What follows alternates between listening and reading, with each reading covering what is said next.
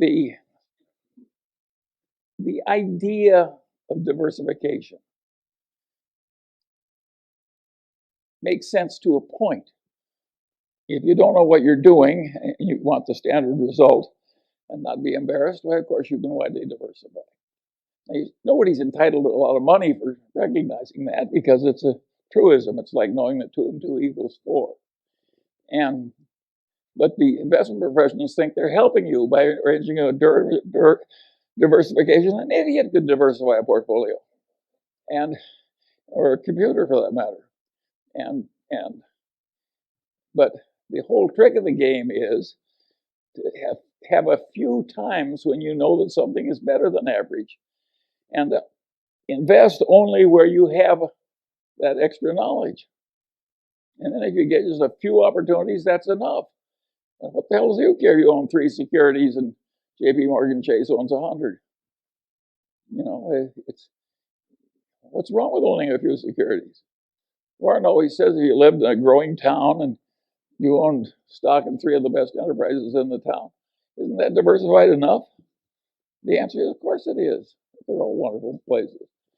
And that Fortune's formula, which got so famous, which was a formula to tell people how much to bet on each transaction if you had an edge.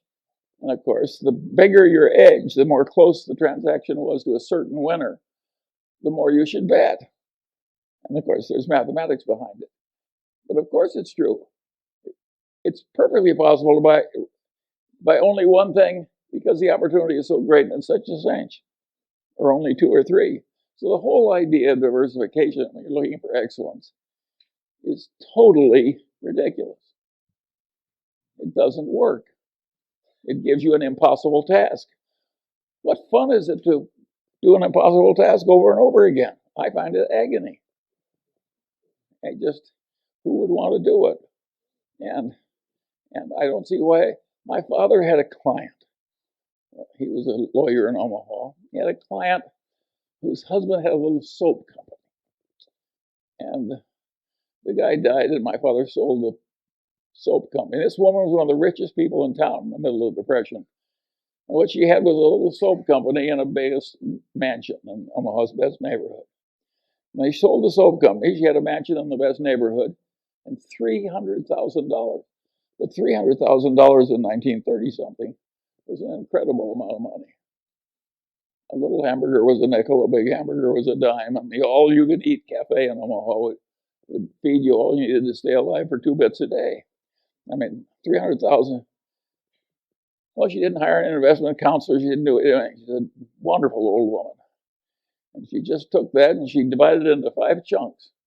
And she bought 5 stocks. I remember 3 of them because I probated her estate. And it was, one was General Electric, one was Dow, one was DuPont. I forget the other 2. And then she never changed those stocks. She never paid any advisor. She never did anything.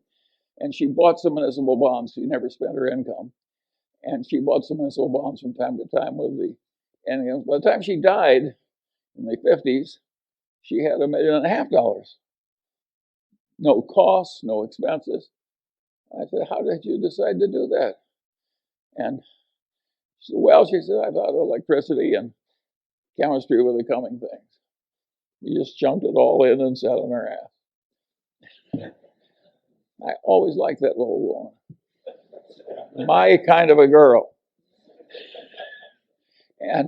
But it's rare, but if you stop to think about it, think of all the expense and palaver that she didn't have to listen to, and all the trouble she avoided, 0 costs.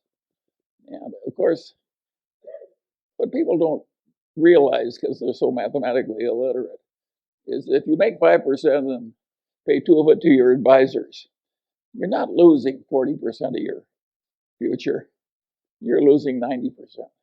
Because over a long period of time, that little difference causes a 90% disadvantage to you. So it's hugely important for somebody who's a long-term holder not to be paying a big annual toll out of the performance.